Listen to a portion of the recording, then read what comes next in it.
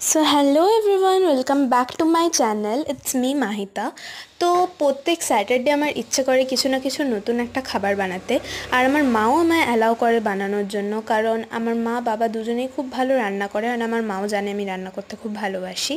তো প্রত্যেক সপ্তাহে স্যাটারডে আর সানডে আমি কিছু না কিছু বানাই, পাস্তা, স্যান্ডউইচ, গোবি মাঞ্চুরিয়ান, কিছু না কিছু। বাট প্রত্যেক দিন ভিডিও নেওয়া হয় না, আজকে ভিডিও নেওয়া হচ্ছে, তাই তোমাদের সাথে শেয়ার করছি। তো আজকে আমি বানাচ্ছি ক্যাবেজ পাস্তা। প্রথমেই আমি প্যানের মধ্যে তেল, তার মধ্যে অনিয়ন দিলাম, তারপরে আমি চপড করে রাখা ক্যাবেজ আর পটাটো দিয়ে ভালো করে নেড়ে নিলাম।